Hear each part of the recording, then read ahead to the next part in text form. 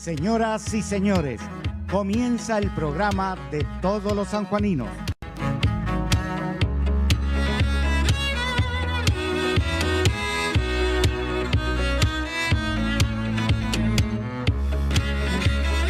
Muy buenas noches a todos, bienvenidos a una nueva edición de La Ventana. Llega el fin de semana y ¿saben qué es lo que viene a mi memoria? ¿Cuántas cosas hemos perdido en este tiempo? Desde el turismo interno a la simple reunión familiar con hijos, con nietos, compartir un asado, todo lo hemos perdido debido a esta pandemia y al aumento de casos de COVID en San Juan. Espero que pronto vuelvan otros tiempos. Los esperamos y creo que los merecemos. Buenas noches, Juanca. Buenas noches, Juan Carlos. Buenas noches a todos. Buenas noches, Patricia. Buenas noches, Juanca. Ya está Nuevo Mundo para poder leerlo y la tapa tiene que ver con Mendoza. Se han disparado los casos a Mendoza, tremendo. Lo que más preocupa es la cantidad de gente joven que está en terapia intensiva. Sí, se empiezan a agravar la situación de la gente joven y también va a terapia para los que creen que solo es un problema de la gente grande. Es un tema que está bien desarrollado ahí, pero también está la versión que el gran disparador de casos en San Juan fue una fiesta de 80 personas y DJ. Ya le vamos a contar más detalles de todo esto. Vamos con la presentación de las noticias. Vamos a ir contando la fiesta. Duilio Gómez, el director de Salud Universitaria de la Universidad Nacional de San Juan. Según el parte de prensa que envía la universidad, hay 4 estudiantes y una docente que tienen COVID-19. 2 de ellos con síntomas, el resto sin síntomas. Ninguno se contagió dentro de la universidad. Tiene que ver con el caso de Santa Lucía, el caso número 27. Y obviamente que la universidad está monitoreando. Hay 25 estudiantes que están siendo seguidos a ver cuál es su estado de salud, porque hay algunos que de ellos 2 habían ido a la universidad nada más en los últimos días, pero hay muchos estudiantes que se juntan a estudiar, con lo cual tienen que detectar los casos para evitar la propagación. Lo que siguen insistiendo desde Salud Universitaria, el doctor Duilio Gómez, es todas las cuestiones que tienen que ver con el 1,50 m por lo menos de distancia, el uso de barbijo y de máscara, también el tema de no estar más de 10 minutos conversando directamente con una persona. Pero hablando de este caso 27 de Santa Lucía, hoy nos contaba el doctor Matías Espejo, que es el subsecretario de Medicina Preventiva, en un nuevo espacio, junto con Patricia, estábamos hoy en la CNN, en la radio, y nos decía, miren, él hablaba de, porque nosotros le preguntamos, miren, hay una versión, una fiesta con 80 personas y hasta un disc-jockey fue el que inició los contagios. Dice, puede haberse iniciado en otros lados, pero en una reunión no dijo fiesta, sí, pero sí en una reunión donde estuvo esta persona del caso 27 que ve en Santa Lucía, de ahí se desprendieron 200 casos, Patricia. Exactamente, 17 contactos directos que a su vez en este recorrido dieron 200 contactos más, de los cuales ya se han registrado 60 positivos y todavía se sigue rastrillando porque, como decía, de una persona que estuvo en una fiesta que no podía estar, 60 positivos. Exactamente. El problema es que, como decíamos, parte de eso son gente que está hoy ubicada en Rivadavia, que dieron positivos, también estos chicos de la universidad, o sea, se diseminó por diferentes lugares y siguen rastrillando, porque ustedes tengan en cuenta que cada una de esas 200 personas a su vez tiene un grupo también bastante amplio que deben seguir rastrillando, y apenas se detecta a alguna de esas personas que tengan síntomas, inmediatamente tienen que hacer este recorrido. De ahí que se hizo en la zona de Rivadavia, en algunos casos dio positivo, en otros fue solamente la sospecha, Capital, y se sigue trabajando porque, como decíamos, ustedes imagínense, de 200 multiplíquenlo y sigan haciéndolo por cada uno que tuvo contacto. Por eso haber sido muy difícil tomar la decisión de hoy por parte del gobernador Sergio Uñac, priorizando el cuidado de la salud, pero también teniendo en cuenta la apertura de algunas actividades. Escuchemos lo que decía a la 1 de la tarde, empezó en punto esta conferencia que brindó el gobernador Sergio Uñac. Continuaremos en los días subsiguientes testeando los contactos estrechos y además testeando a todas las personas que tengan síntomas, intentando y logrando detectar, detener y contener a todos los afectados por el virus en la provincia de San Juan. Yo entiendo y comparto esta reflexión con los sanjuaninos, con las sanjuaninas, que el mundo no está pudiendo ganar esta batalla. Y después de establecer, analizar y desarrollar distintos escenarios en lo que venimos viendo de otros continentes y también de nuestro propio continente, las sociedades nos predisponemos a convivir con el virus, a amortiguar, no erradicar, a amortiguar el desarrollo o los brotes que se puedan llegar a generar, y es eso lo que estamos haciendo y además logrando en la provincia de San Juan. Creo también oportuno en este mediodía, pasado mediodía de hoy, establecer dos anuncios que son sumamente importantes. El primero es que a partir de esta noche, más bien a las 0 horas de mañana, se libera el bloqueo, quedando los departamentos de la provincia todos en fase 1. Creo oportuno también agradecer a las autoridades departamentales y también a la sociedad del departamento por los esfuerzos realizados que han conseguido los resultados que hoy día estamos con. También a partir de las 0 horas liberamos el comercio en el formato entrega a domicilio, delivery, para empezar a mover despacio, pero empezar a mover la economía de la provincia de San Juan. Reactivación económica a partir del día sábado 5. ¿Qué estoy pensando? Además diseñando y también planificando.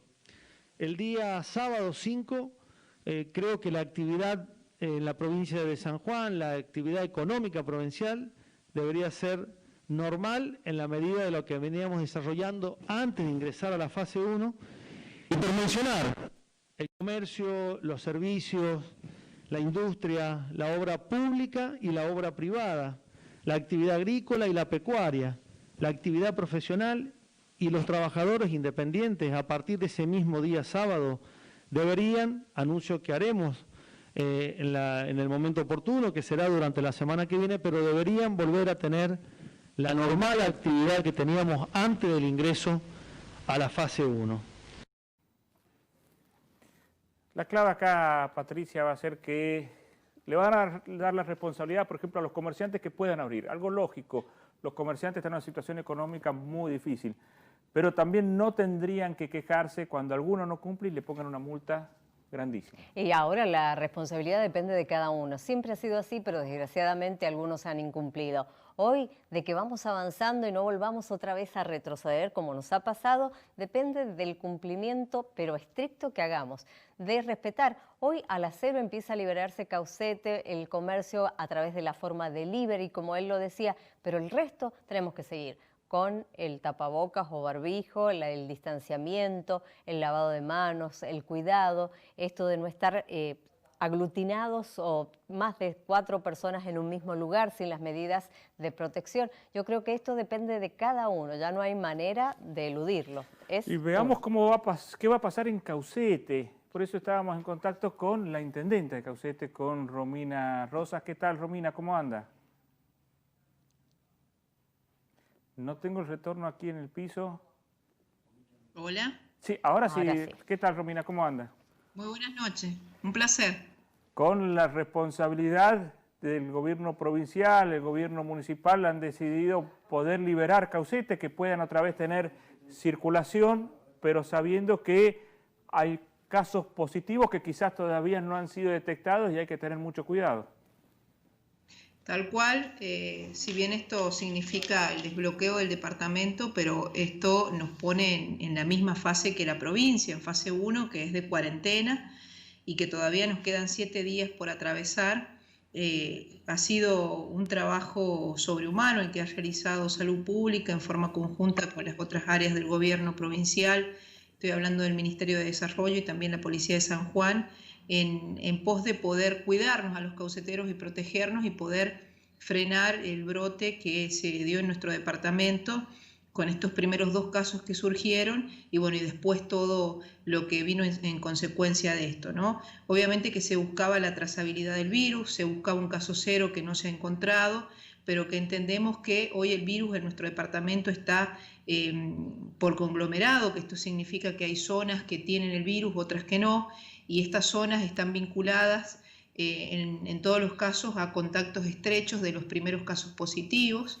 Por eso es que si bien se desbloquea el departamento, pasamos a fase 1 como toda la provincia, pero los barrios Justo Castro 1 y Justo Castro 3 siguen en la burbuja sanitaria, ¿no? Hasta tanto defina el Ministerio de Salud Pública cuál va a ser la situación de los vecinos, en base a algún diagnóstico que tienen que realizar, en base seguramente a algún rastrillaje que van a hacer ellos en estos días, se definirá cuál es la situación de estos barrios la próxima semana.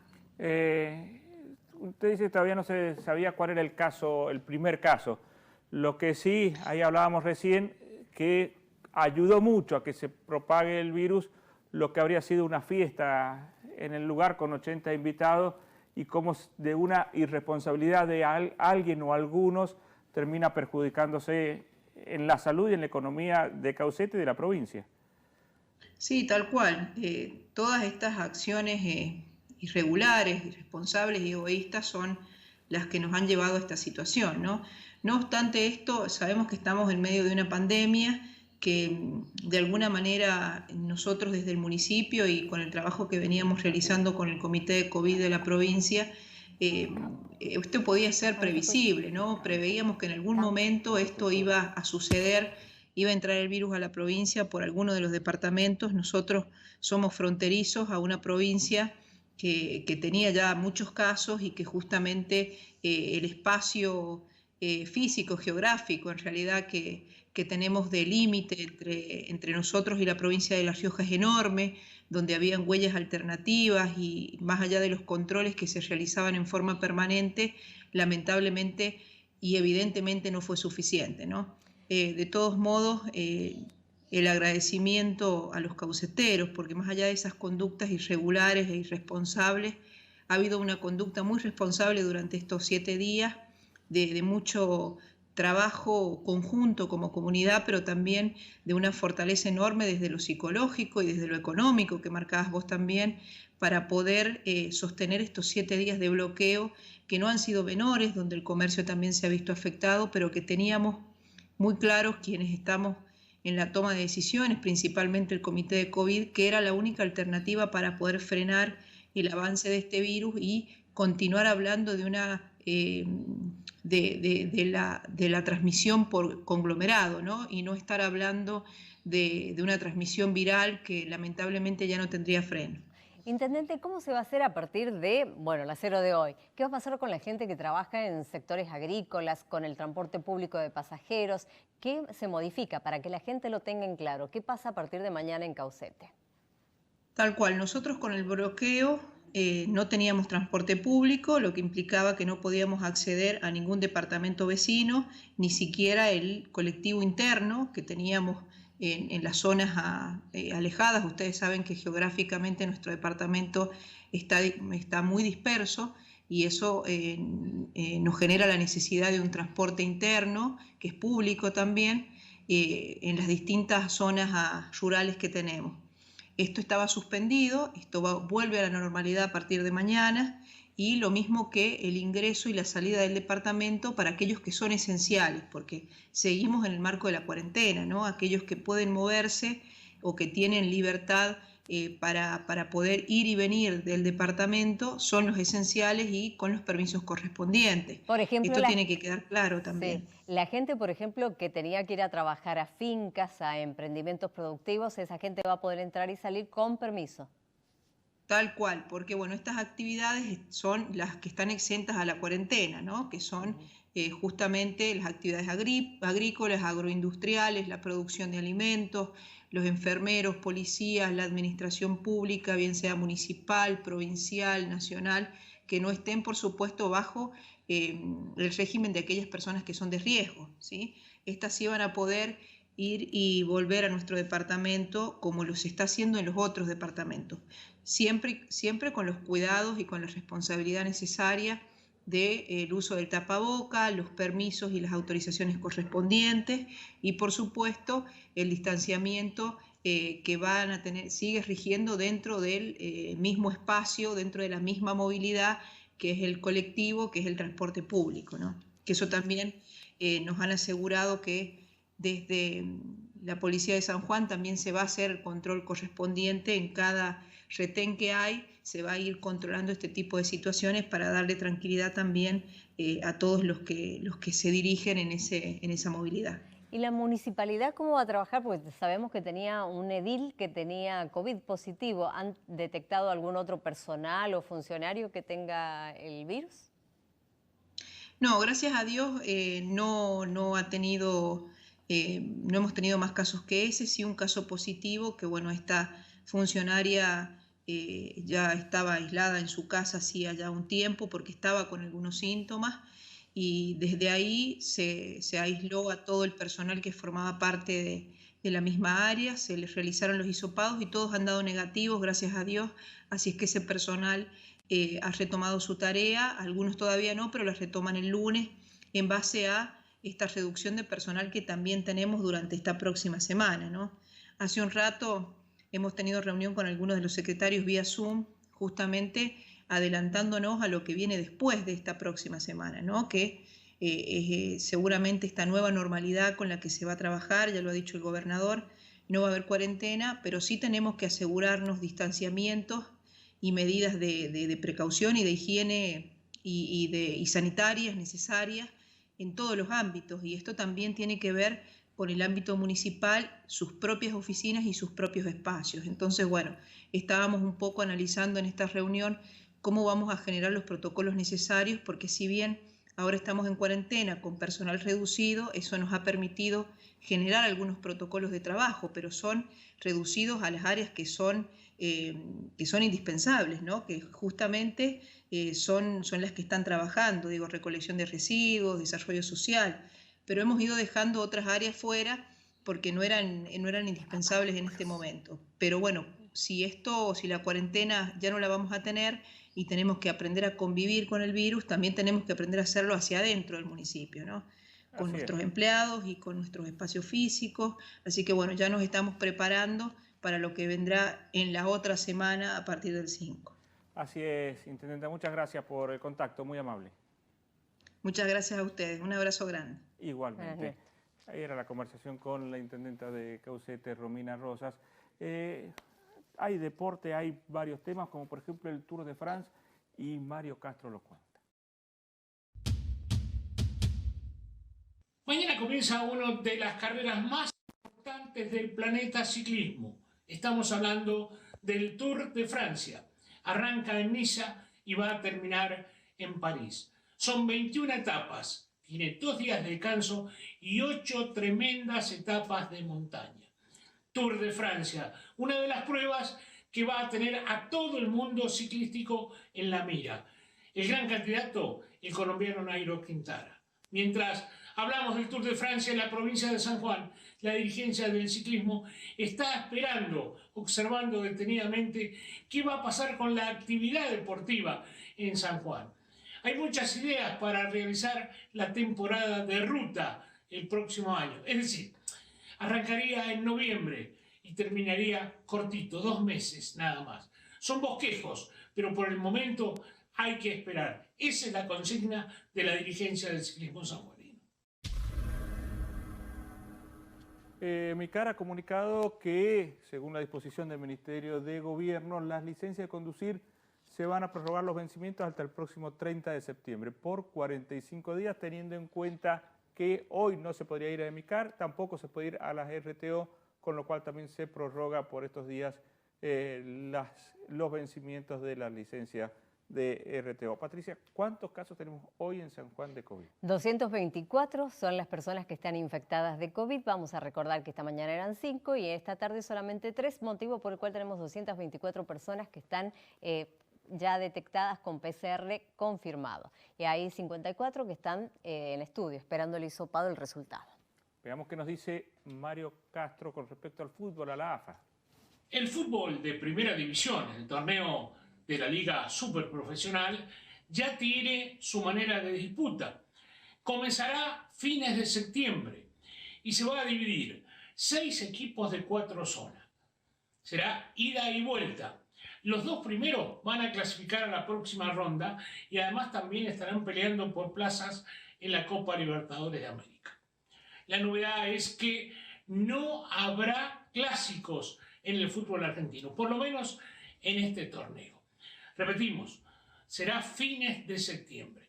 Y hablando de fútbol, el torneo amateur de fútbol argentino, donde había equipos sanjuaninos que habían confirmado su participación, como Atlético de la Juventud Alianza y el Atlético Trinidad, se definió que no habrá ese torneo este año. Se esperará para el año próximo. Es decir, el coronavirus le ganó también al torneo amateur. Fútbol de primera profesional. Arranca en fin de septiembre. El torneo amateur no va, por lo menos este año. Nos vamos al corte con lo mejor de la web. Lo mejor de la web.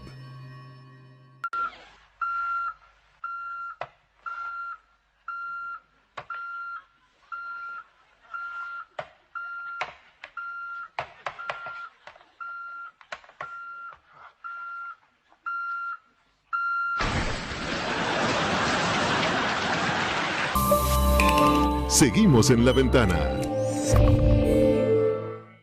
Cumplen años hoy. El ingeniero Horacio Aguilar, Jazmín Guerra, la encargada de prensa de OCE, Mónica Páez, la directora de coros, Claudia Millani, Edgardo Gómez, Ana Pizarro Castano, el supervisor de comunicaciones de Minas Argentinas, Marcelo Javier Agulles, la profesora de danzas árabes, Soledad Palavecino Ahuir, la estilista Elisa Roldán, Luciana Silva, Mónica Castillo, Marcelo Dávila Molina, Miguel Rodríguez y Luisina Varese. Y el feliz cumpleaños también a los mellizos Benjamín y Santiago Echegaray y Azán. Vamos con Luciano. Buenas noches, Luciano. Buenas noches, Juan Carlos. Desde la sede de la Fundación Bataller les informo las efemérides del día de hoy. El 28 de agosto de 1821, por decreto del general Martín Rodríguez, gobernador de Buenos Aires, se dispone la integración del Archivo General, origen del Archivo General de la Nación. En 1886 fue inaugurada la línea telefónica que unía San Juan con Caucete. Fue así el primer departamento que quedó ligado a la central en su servicio interno. En el año 2004, en el marco de los Juegos Olímpicos de Atenas 2004, el equipo de fútbol masculino de la selección argentina obtuvo la medalla de oro ganando todos los partidos y sin recibir goles en contra. Eso es todo. Desde la sede de la Fundación Bataller, adelante estudio. Cada vez que el Poder Judicial convoca para cargos, hay abogados que se presentan a todos los puestos disponibles. Lo vimos recientemente con casi 200 profesionales.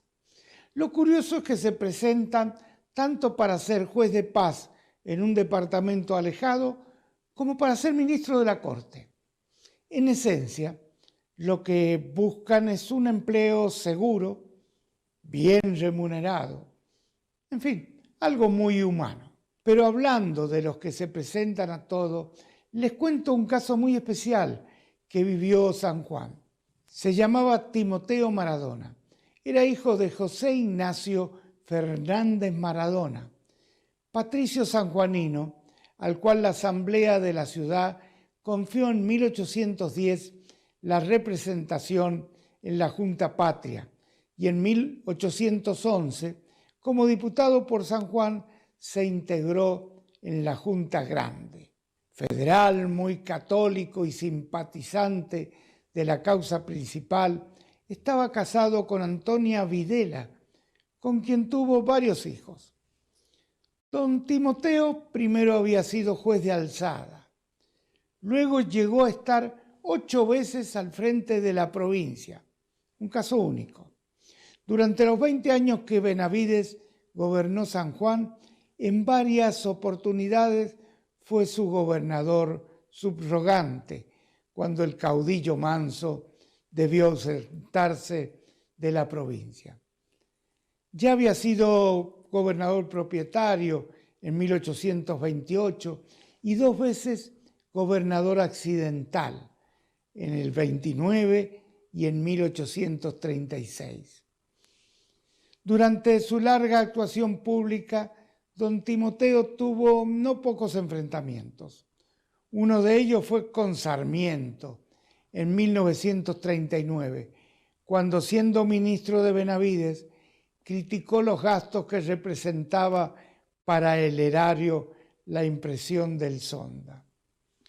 Sarmiento, siempre fogoso, lo destrozó en un artículo, sindicándolo de corrompido y malvado. Aunque siempre fue un hombre ligado al poder, Maradona no quiso asumir responsabilidades permanentes, pues su esposa, Antonia Videla, pasó muchos años muy enferma. En 1844 fallece doña Antonia y un año más tarde don Timoteo abandona la vida política para incorporarse a la iglesia. Fue así como se desempeñó como provisor primero, gobernador eclesiástico del obispado de Cuyo luego. En su papel de sacerdote no dudó en enfrentarse con el gobernador Francisco Díaz, quien en 1858 lo puso en prisión para finalmente deportarlo a Paraná, de donde regresó repuesto en sus cargos y dignidades. Al final de cuentas, Maradona fue el hombre que ocupó los máximos cargos, y esos cargos fueron tanto civiles como eclesiásticos. Murió el 24 de agosto de 1863 a los 70 años durante la gobernación de Domingo Faustino Sarmiento. Por eso no debe extrañarse cuando ahora un joven abogado que no puede mantener su estudio se presenta tanto para ser juez de paz y, si no sale esto, bueno, ministro de la Corte o camarista o juez de cualquier instancia. Interesante. Pero aparte el Consejo de la Magistratura está produciendo cuestiones que me imagino que van a ser analizadas mundialmente, porque hay jueces que no van a sus juzgados a trabajar, tienen miedo de contagiarse. Esto antes de la fase 1. Pero cada vez que se presentaba para un cargo superior, sí podían ir al Consejo de la Magistratura, parece que ahí no se contagiaban. Y hay una asesora de menores que está de licencia psiquiátrica de principios de año. Como también se presentó para otro cargo, ahora ha vuelto a trabajar para que en el Consejo de la Magistratura, cuando la entrevisten, no vaya en contra. Así que parece que es un Consejo de la Magistratura sanador el que tenemos en la provincia de San Juan. Estamos en comunicación con Nicolás Valentino. Nicolás, ¿qué tal? Buenas noches. Nicolás es el referente en San Juan. Muy buenas noches. De la Universidad Siglo XXI, aparte que junto con su familia gestionan todo lo que es el Colegio Saint Paul. ¿Qué tal, Nicolás? ¿Cómo andás? Muy buenas noches, un placer saludarlos a todos los que están en el piso.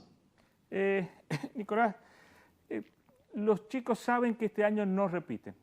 Ya lo han explicado muy bien en el Ministerio de Educación. El año que viene se va a evaluar lo que es este año en conocimientos. Se ha tomado ciclo 2020 con 2021 también. Pero hay un problema. Hay chicos que empiezan a decir, si yo no repito este año, no tengo por qué seguir haciendo las tareas, no tengo por qué seguir estudiando. ¿Cómo hacemos los padres para estimularlos y decirles, no, mira, no es lo mismo no hacer las cosas que hacerlas? ¿Qué es lo que nos podés aconsejar? Bueno, totalmente, Juanca. Como hablamos la otra vez en el programa, yo creo que la pandemia ha acelerado todos los problemas que teníamos y educación no es la excepción. De hecho, yo creo que tenemos que empezar a cuestionarnos por qué un examen es incentivo para aprender, cuando sabemos que tampoco lo es, y al final del día tampoco un examen certifica que el alumno haya aprendido. Y esto, bueno, nosotros podemos verlo en los distintos años de primaria y secundaria, que los alumnos van pasando de año con lagunas de conocimiento que después dificultan adquirir nuevos conocimientos. Entonces yo creo que esta es una gran oportunidad, esta crisis, ¿no? Para que reveamos qué estamos haciendo como educadores. Y yendo a tu pregunta, bueno, no es fácil responderla, ya los padres tienen muchos problemas a la hora de sentar a los alumnos a hacer estas guías, porque estamos fallando en generar un incentivo para aprender. Y si bien los exámenes funcionan muchas veces como esta zanahoria de incentivo para que el alumno se sienta a estudiar, nos damos cuenta que tampoco sirven como incentivo de que se sientan a aprender, que es lo que necesitamos. Entonces, sí me parece muy importante que aprovechemos esta oportunidad para rever lo que estamos haciendo. El examen que se va a tomar va a ser un examen cualitativo, no va a ser cuantitativo, o sea, no va a tener nota, y obviamente los alumnos lo saben, y esto genera una falta de incentivo, y de hecho el alumno que viene completando las guías, que se presenta, obviamente cada colegio y escuela es un universo en sí mismo, pero nosotros sí podemos ver que esto genera una falta de incentivo a la hora de completar las tareas, y a los padres cada día les está costando más. Entonces sí me parece que estamos tratando de ponerle parches a un sistema que ya está oxidado, que ya es viejo, que no está adaptado al siglo XXI, cuando deberíamos estar discutiendo cómo va a ser la educación del siglo XXI. Aparte, no tenemos ninguna certeza de que en febrero del año que viene la cosa cambie. Si uno ve la situación en otros países, nos podemos dar cuenta que COVID-19 no es algo endémico, o sea, no es algo que venga en temporadas.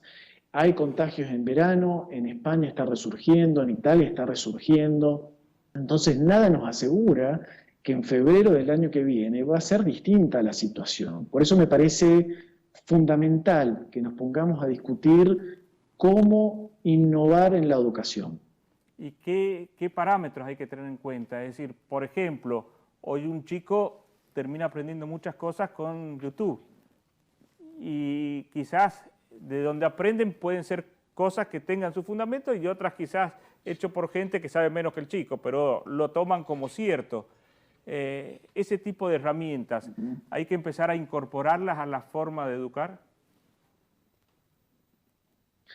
Para mí, totalmente, y de hecho una de las grandes críticas por ahí de Internet es justamente eso, o por ejemplo tomemos Wikipedia, que fue muy rechazada por muchos educadores, como que no es una fuente segura de información, y tampoco lo es Internet, pero eso justamente nos ayuda a desarrollar estrategias para dilucidar qué información es válida y qué información no es válida. De hecho, mucho de la educación se trata de eso.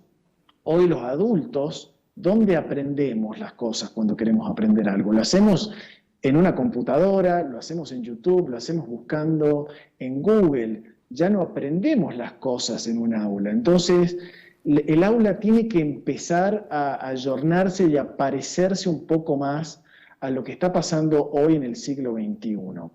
Ahora, sí me parece fundamental es que necesitamos que los niños mastericen los conocimientos. ¿Qué quiere decir esto? Que un alumno no puede pasar de año con un 60, un 70% del contenido, ¿no? Supuestamente por la nota. ¿Por qué?